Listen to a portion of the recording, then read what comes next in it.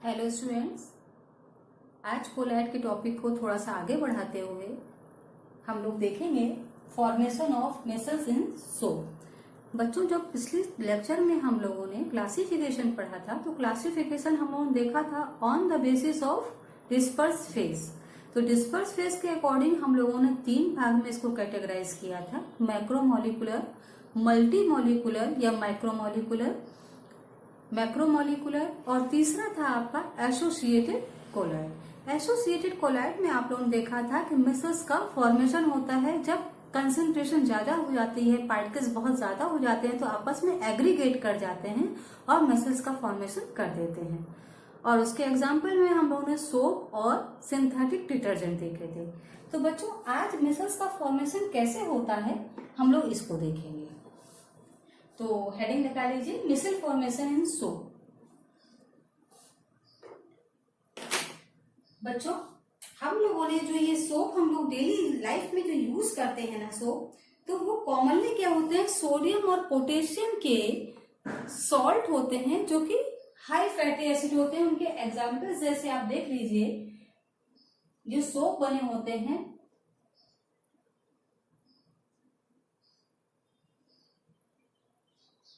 ये है आपका पामिटिक एसिड। इसका नाम क्या है बच्चों, पामिटिक एसिड। इसका सॉल्ट अगर हम सोडियम के साथ बना दें या पोटेशियम के साथ बना दें,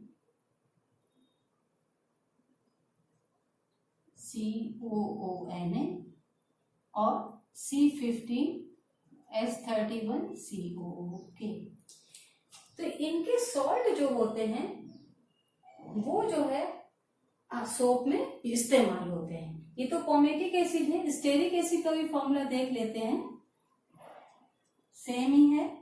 अब इसमें भी अगर सोडियम या पोटेशियम का सॉल्ट हम बनाएंगे तो क्या आ जाएगा, COONA। अगर सोडियम का बना रहे हैं, अगर पोटेशियम का बना रहे हैं तो क्या आ जाएगा बच्चों, ठीक। ये आपके जो है सोप के यूज होने वाले हाई फैटी एसिड्स हैं। लेकिन जो कॉमन हम लोग यूज करते हैं बच्चों, कॉमनली जो हम लोग यूज करते हैं, इसका नाम स्टेरिक एसिड है। इसका नाम क्या है, स्टेरिक एसिड, ठीक। कॉमनली जो यूज करते हैं हम लोग वो है हमारा स्टेरिक एसिड, सोडियम स्टेरेट, ये इसको यूज करते हैं, ठीक। तो हम लोग यूज करते हैं, जो कॉमनली यूज होता है सोप में वो है सोडियम स्टेरेट, सोडियम स्टेरेट, ठीक। इसको हम इस तरह से भी लिख सकते हैं, इसको R में लिख दिया हम लोग, RCOONA, RCOONA। अब आगे हम लोग सोडियम स्टेरेट की जगह RCOONA लिखेंगे पूरे उसमें, ठीक। तो ये जो most commonly use washing soap जो है सोडियम स्टेरेट है और उसका फॉर्मूला जनरल ये होता है, ये इसका जनरल फॉर्मूला है। अब अगर हम इसको ले लें, इसको पानी में डिजोल्व करें, ये 2 भागों में टूटेगा। If we dissolve in water, अगर हम इसको पानी में डालें तो ये 2 भागों में टूटता है, RCOO प्लस Na, राइट। ये 2 भागों में टूट रहा है। आप देख रहे हैं जो RCOO है बच्चों, इसको भी ये 2 भागों में टूट सकता है। 2 ग्रुप है इसमें, एक R है, एक COO माइनस है। R क्या है आपका, हाइड्रोकार्बन है, चेन है। हाइड्रोकार्बन की लंबी कितनी भी लंबी हो सकती है, अगर स्टेरिक एसिड की है या पामेटिक एसिड की, तो ये चेन को शो कर रहा है, कोई भी एसिड हो सकता है। तो R क्या यहाँ पे शो कर रहा है, हाइड्रोकार्बन चेन।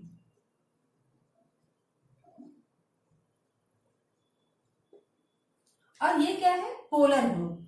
पोलर है क्योंकि इसमें माइनस चार्ज है, क्लियर है। R क्या है आपका, हाइड्रोफोबिक इन नेचर है। कैसा है नेचर में, हाइड्रोफोबिक। हाइड्रोफोबिक आपको पता है कि वो होते हैं जो वाटर हेटिंग होते हैं। और ये पोलर ग्रुप है, ये आपका कैसा है, हाइड्रोफिलिक है, सॉल्वेंट लविंग या वाटर लविंग, क्योंकि हाइड्रो है तो वाटर लविंग।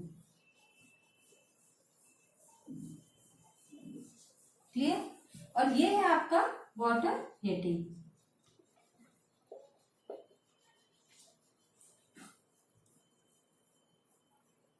ठीक, अब आप इसमें देखिए कि जब हमने ये हाइड्रोकार्बन लिया RCOONA, इसको वाटर में डाला, किसी भी सोप को जब वाटर में डालते हैं तो दो भागों में टूट जाता है, एक तो ये हाइड्रोकार्बन चेन और दूसरा सोडियम में, माइनस चार्ज और प्लस चार्ज में टूटा। यहाँ पे माइनस चार्ज के भी दो भाग है, एक तो हाइड्रोकार्बन चेन है जो कि बहुत लंबी है, जिसको हमने ऐसे रिप्रेजेंट किया है, और आगे वाला ग्रुप जो है पोलर है, CO माइनस का है, पोलर ग्रुप है, जिसको हमने आगे ब्लू कलर के गोले से बनाया हुआ है। तो ये आप जो देख रहे हैं, ये जो है इस एंड, इसको आपने देख लिया इतना। अब हम अगर इसको बिगाड़ दें, बिगाड़ते नहीं है, इसको लिख देते हैं यहाँ पर R। R क्या है? हाइड्रोकार्बन चेन है। ये क्या है आपका? इस पे माइनस चार्ज होगा क्योंकि ये COO माइनस को शो कर रहा है। R क्या है? ये लॉन्ग चेन ऑफ हाइड्रोकार्बन। ठीक, और ये आपका COO माइनस क्या है? पोलर ग्रुप है।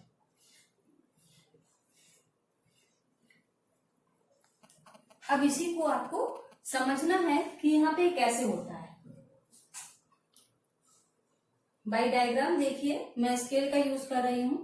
यहाँ पर आप देखिए RCOO माइनस जो है ये अपने आप ही दो भागों में डिवाइड हुआ है, R और COO। जब इनको वाटर में डाला जाता है तो क्या होता है, जब वाटर में डालते हैं तो अपने आप ही ये दिशा ओरिएंट कर लेते हैं, ये सोच लेते हैं कि वाटर के कांटेक्ट में कौन सा आएगा और कौन सा वाटर के कांटेक्ट में नहीं आएगा। तो पोलर ग्रुप जो है वाटर के कांटेक्ट में आता है। जब हम वाटर में डालेंगे तो पोलर ग्रुप इसके कांटेक्ट में आएगा, ये भाग दूर की तरफ रहता है, ये इसके कांटेक्ट में, पानी के कांटेक्ट में नहीं आता, क्योंकि ये हाइड्रोफोबिक है नेचर में और ये हाइड्रोफिलिक है। जो हाइड्रोफिलिक है वो पानी के कांटेक्ट में आएगा, जो हाइड्रोफोबिक है पानी के कांटेक्ट में नहीं आता है। जब हम पानी में डालना शुरू करेंगे तो ये भाग उसके कांटेक्ट में आएगा, ये भाग कांटेक्ट में नहीं आता है। इतनी चीज आपको क्लियर हो गई। अब जो ये CO ग्रुप है, ये CO ग्रुप है, ये क्या करता है, यहाँ पे देख रहे हैं आप, ये मिसल्स बन रहे हैं। ये CO ग्रुप है, ये जो है एक दूसरे से दूर रहने की कोशिश करता है। क्यों? क्योंकि CO ग्रुप जो आपस में जो ये हैं, इनमें सब में ही माइनस चार्ज है। इनमें कौन सा चार्ज है बच्चों? इनमें माइनस चार्ज है, क्योंकि ये CO ग्रुप है, इनमें सब में क्या है? Minus charge.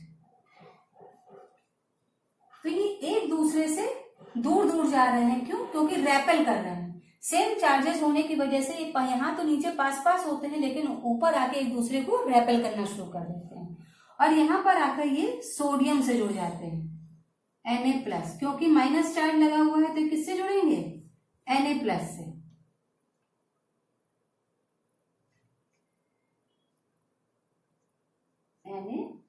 Na+।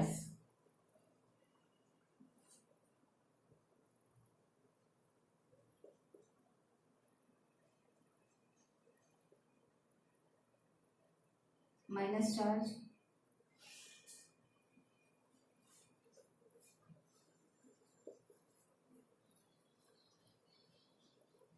Na+, Na+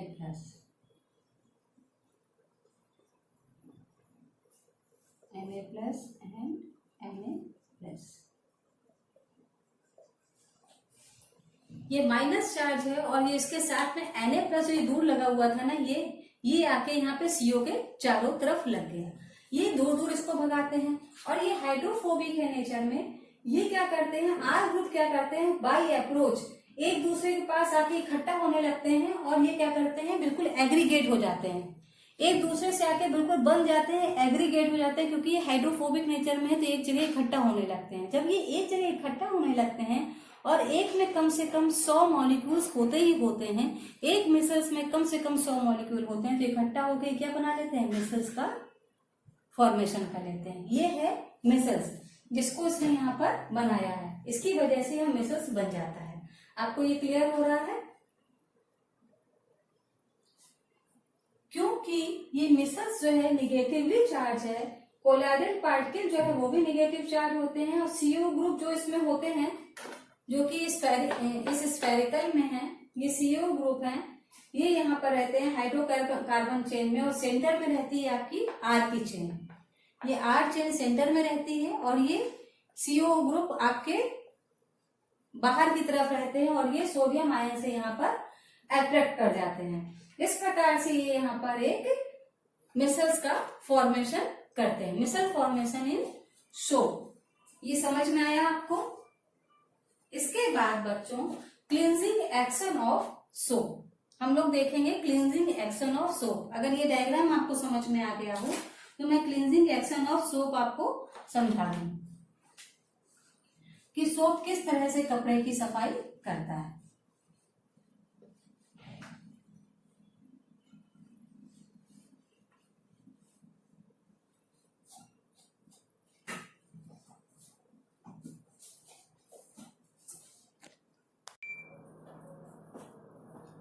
बच्चों साबुन का इस्तेमाल कपड़ों को साफ करने के लिए किया जाता है, यह तो आपको पता ही है।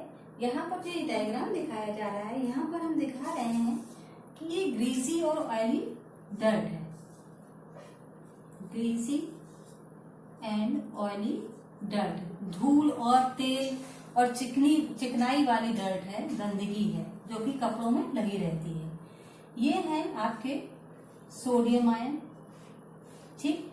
ये आपके COO पोलर ग्रुप हैं आपके, जो यहाँ पर RCOO में जो ये पोलर ग्रुप था, ये यहाँ पे ब्रेक करके ये है वो आपका COO ग्रुप, जिससे ये यहाँ पर जोड़ा हुआ है, ठीक। तो ये ग्रीसी और डर्टी जो ये यहाँ पे ये दिखाई गई है आपकी, साबुन का इस्तेमाल गंदे कपड़ों को साफ करने में करते हैं। तो होता क्या है, गंदे कपड़े जो होते हैं उसमें डस्ट जो है जमा हो जाने की वजह से पानी से अकेले ये नहीं निकाली जा सकती गंदगी। तो इस गंदगी को निकालने के लिए क्या करते हैं, सर्फ, सिंथेटिक सर्फ या डिटर्जेंट वगैरह या साबुन वगैरह जब हम उसमें पानी में लेते हैं और उसमें इस कपड़े को डुबा देते हैं, उसमें साफ करने के लिए उसमें रख देते हैं। तो इसमें क्या करता है, हाइड्रोकार्बन जो रेजिड्यू होता है सोप का, वो इसको साफ करने में मदद करता है। वो क्या करता है, इसके साथ एक्शन करके मिसल्स बनाकर इसको अपने साथ बहाकर ले जाता है। तो वो क्या करता है कि ये जो गंदगी है क्लॉथ पे जो है, इसको जब डिप करते हैं सोप के सोल्यूशन में, तो आयंस जो होते हैं RCO माइनस के जो आयंस हैं, RCO माइनस के जो आयंस हैं, ये इसके साथ जो है डिजोल्व होते हैं, इसको डिजोल्व कर लेते हैं ऑयली और ग्रीसी डर्ट को, और अपने साथ इसको इनकैप्सुलेट कर लेते हैं। ये जो आयन यहाँ पर आए, ये इसको क्या करेंगे, डिजोल्व करेंगे और अपने साथ इनको इनकैप्सुलेट, अपने साथ इकट्ठा कर लेते हैं। इनको कहीं भी अपने से दूर नहीं जाने देते हैं, अपने साथ ही अंदर इनकैप्सुलेट कर लेते हैं। यहाँ पर ये जो इसके साबुन लिया है, साबुन का जो RCOO माइनस जो आपने देखा है, RCOONA, तो Na तो ये पार्ट हो गया, R ये पार्ट हो गया, जो अंदर की तरफ जाए जो CO पार्ट है, ये इसको अपने साथ अंदर इनकैप्सुलेट कर लेता है और इनकैप्सुलेट करके इस फॉर्म में ले आता है। यहाँ पर देख रहे हैं डर्ट के पार्ट के लिए सब बिल्कुल अंदर की तरफ अपने बंद कर लेता है और इसको बाहर नहीं निकलने, अपने में घोल लेता है। ये साबुन के साथ ही डिजोल्व हो जाती है गंदगी। जब ये गंदगी साबुन के साथ अच्छे से डिजोल्व हो जाती है, तो पानी से जब हम कपड़े को रिंस करते हैं, धोते हैं, तो पानी के साथ ही ड्रॉपलेट्स के रूप में मिसल्स बाहर निकल जाते हैं और कपड़ा हमारा साफ हो जाता है। समझ में आया? ये RCONA में जो CO है, ये कपड़े की गंदगी से रिएक्ट करता है और इसको डिजोल्व कर लेता है, इसको घोल लेता है और अपने साथ इनकैप्सुलेट कर लेता है। इनकैप्सुलेट करके देखिए अपने अंदर गंदगी को इसने समाहित कर लिया है। ये सारी क्या है, डर्ट है, ग्रीसी डर्ट। ग्रीसी डर्ट को अपने साथ इसने समाहित कर लिया है, इनकैप्सुलेट कर लिया है, और जब पानी से इसको धोया जाता है तो गंदगी को अपने साथ बहाकर बाहर ले जाता है। तो ये है cleansing action of soap. Clear हुआ बच्चों? ये क्लींजिंग एक्शन ऑफ सोप कभी कभी एग्जाम में पूछा जाता है और थोड़ा इंपॉर्टेंट भी है आपके उसमें, इसलिए मैंने इसको विस्तार पूर्वक आपको समझाया है। तो बच्चों आज के लिए इतना ही रखिए, नेक्स्ट टाइम पे मिलते हैं एक नए टॉपिक के साथ। तब तक घर पे रहिए, सुरक्षित रहिए और पढ़ाई करते रहिए।